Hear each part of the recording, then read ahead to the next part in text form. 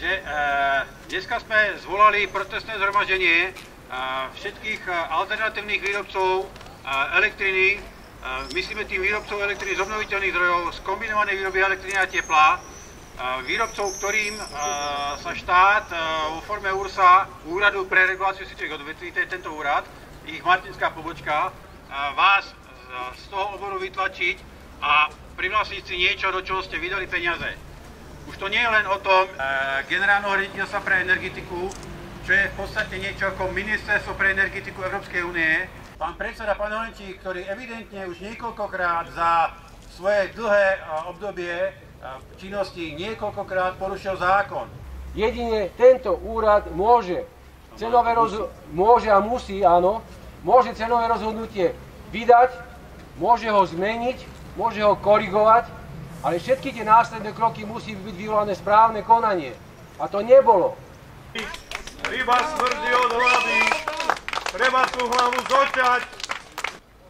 Už je na čase, už je na čase, už je na čase.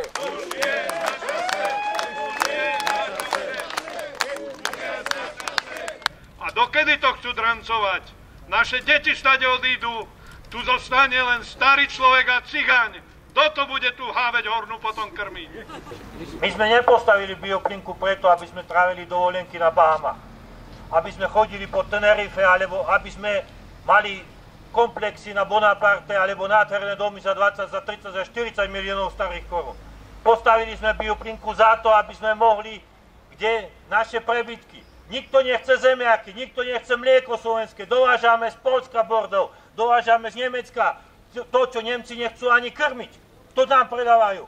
A my sme to chceli dať do biopliniek, aj to nám zakazujú. A nás nechajú skápať.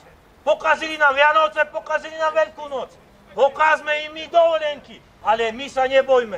Nepomôžu nám politici. Sami, keď si nepomôžeme, keď sa sami nepostavíme.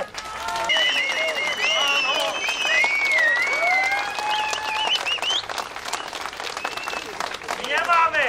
Aj Horenčíkovi ukázať, nebojíme sa ho. V 89. sme štrngali s kľúčami. Ale poviem vám, že tí, čo boli politici v 89. ani z jednej stotiny tak nekradnú ako títo. Ani z jednej stotiny tak neničia ľudí ako títo. A vtedy sme sa vedeli postaviť a teraz sa bojíme.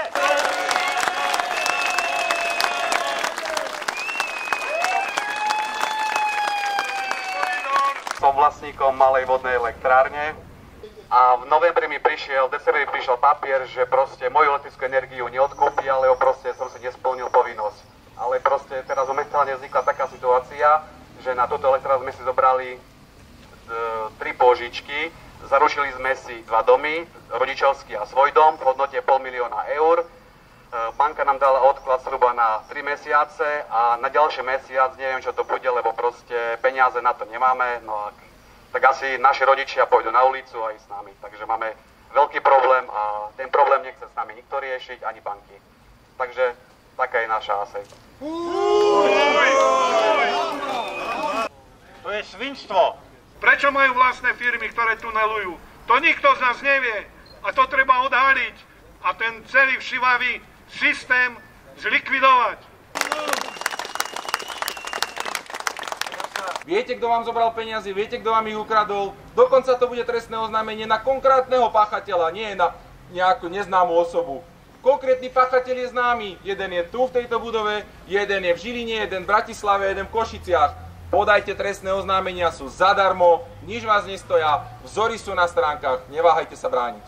Lebo pán predseda parlamentu Pellegrini povedal, že sme okupanti parlamentu. Tak my, vlastný národ, sme okupanti parlamentu? Tak ak sa nespamätáme, tak už nedostanete nič. To, čo vám bolo slúbené a garantované zákonom, vám zoberú. Viete prečo? Lebo môžu. A všetci takíto hajzli, ktorí si nahanobili, tak tí si plánovali parcovať túto republiku a teraz sú nasratí, lebo aj my, obyčajní ľudia, sme sa odhodlali robiť niečo, čo nám zákon garantuje.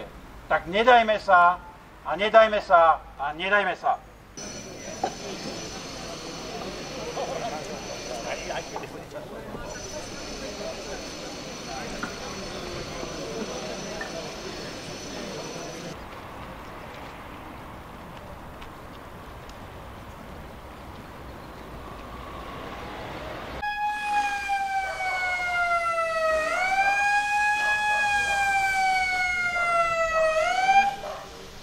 Zámky, ktoré dávajú na plod účastníci protestného zhromaždenia, majú čiernu stuhu. Ja verím, že nám pán Košimon vysvetlí prečo.